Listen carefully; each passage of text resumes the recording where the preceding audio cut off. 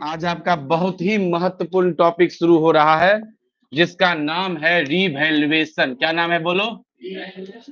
किसका? Revaluation. Revaluation of assets, revaluation of assets and liabilities. Revaluation of assets and liabilities. Liabilities और assets का क्या बोलो बाबू? Revaluation. Revaluation of assets and liabilities, ये topic है। समझेंगे ध्यान से बच्चों। जब जब रिकंस्टिट्यूशन होता है, क्या बोले बोलो? मतलब पार्टनर्स के बीच का रिलेशन चेंज होता है। पार्टनर्स के बीच का रिलेशन, तो जब जब रिलेशन चेंज होगा, जब जब प्रॉफिट शेयरिंग रेशियो में चेंज होगा, तब तब फर्म के पास एक मौका होता है कि वो अपने एसेट्स और लायबिलिटी के वैल्यू को रीवैल्यू कर ले। फिर से सुनो क्या बोल रहे हैं, ध्यान से समझना। जब जब क्या होता है बोलो? रिकंस्टिट्यूशन होता है। जब जब पार्टनर्स के बीच का रिलेशन बदलता है, जब जब प्रॉफिट शेयरिंग रेशियो में चेंज आता है, जैसे कि existing partner change their profit sharing ratio, admission of partner, retirement of partner, death of partner, इन सब में पार्टनर्स के बीच का रेशियो चेंज होता है, पार्टनर्स के बीच रिलेशन चेंज होता है। और जहां पार्टनर्स के बीच रिलेशन चेंज होता है, उस समय एक मौका होता है कि आप अपने एसेट्स और लायबिलिटीज के वैल्यू को रीवैल्यू कर ले।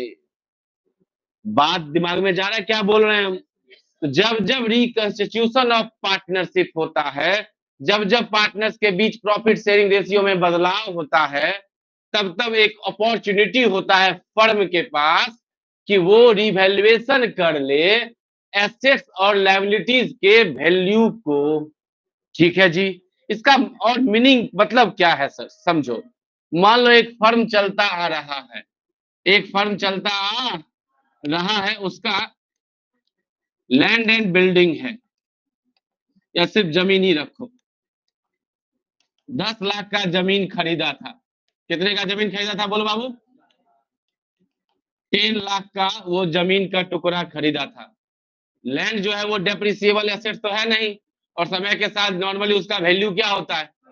बढ़ता है। बोलो हाँ या ना? तो ये 2-4 साल पहले खरीदा, लेकिन आप अगर 11th में पढ़े होगे, 11th में पढ़ाया जाता है कि हिस्टोरिकल कॉस्ट कॉन्सेप्ट। क्या पढ़ाया जाता है बोलो? आप जो कोई एसेट्स वगैरह खरीदे हो, जिस वैल्यू से खरीदे हो, उसी से रिकॉर्ड करोगे। तो आज जमीन जो है वो 10 लाख का नहीं है, आज जमीन का वैल्यू 15 लाख हो चुका है। कितना हो चुका है बोलो? तो लेकिन आप खरीदे कितने में थे? और इसपे तो डेप्रिसिएशन भी नहीं लगता।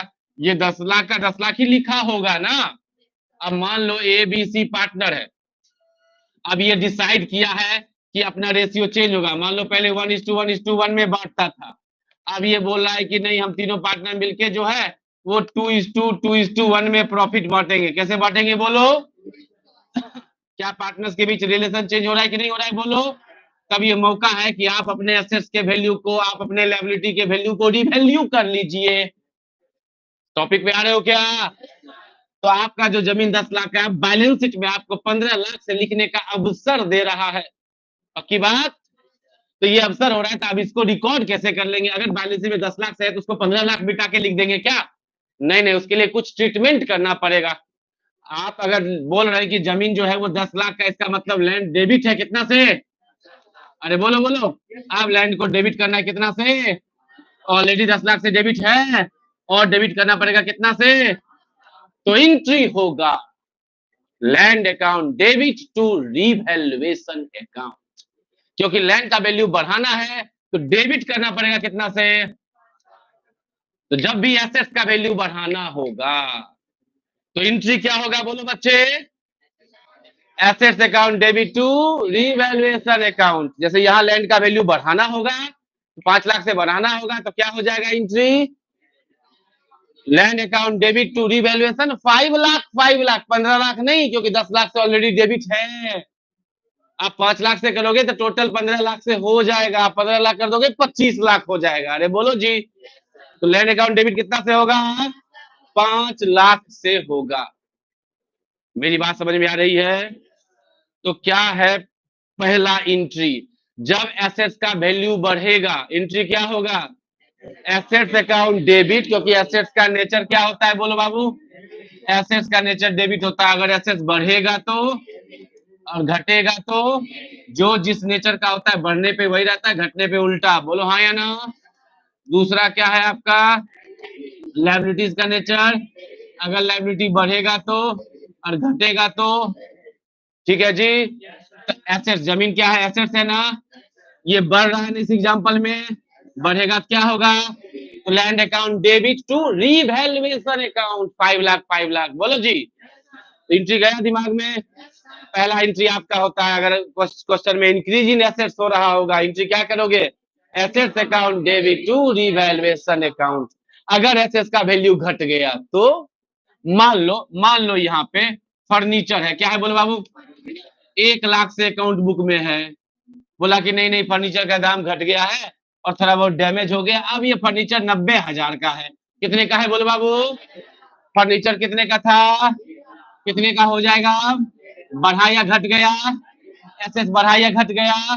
घट गया। क्या होगा? एंट्री में एसेट्स क्या होगा? डेबिट क्या होगा? तो एसेट्स घटेगा तो एंट्री खुद बोल दो। रिवैल्यूएशन टू एसेट्स, 2 एंट्री तुम्हारा हो गया भाई। अरे हो गया क्या? लगना चाहिए। हाँ वो तो गया, पॉकेट में आ गया। अरे बोलो जी। क्या हुआ? हाँ जी, आगे आना है। ओके ठीक है। तो एसेट्स का वैल्यू बढ़ेगा, एसेट्स का वैल्यू घटेगा, एंट्री दिमाग में आ गया? बोलो जी।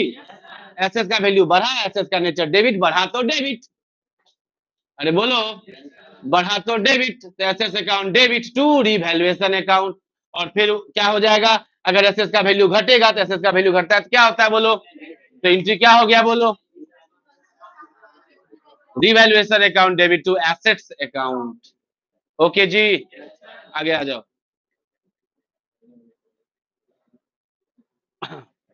मैंने हम सोचे कि आज लेट करके थोड़ा सा वीआईपी एंट्री मारते हैं, लेकिन नहीं, लेट कोई ना कोई तो आ ही जाएगा। अरे एसेस बढ़ा एंट्री हो गया, एसेस घटा एंट्री हो गया। वैसे लायबिलिटी भी हो सकता है। अरे हाँ या ना। लायबिलिटी में मान लो क्रेडिटर है, कौन है बोलो? प्लीज सब लोग ध्यान देना। क्रेडिटर है कितना? 50,000। कितना है बोलो? तो एक क्रेडिटर ना, उसको ट्रेस किया जा रहा है, मिल ही नहीं रहा है, मिल ही नहीं रहा है। एक समय के बाद बोला यार लग रहा है नहीं मिलेगा, उसको आप भूल जाओ। तो क्रेडिटर जो 50,000 था वो 45,000 हो गया। कितना हो गया बोलो? लायबिलिटी क्या हो रहा है यहाँ पे? देखो बाबू, घट रहा है। बोलो हाँ या ना।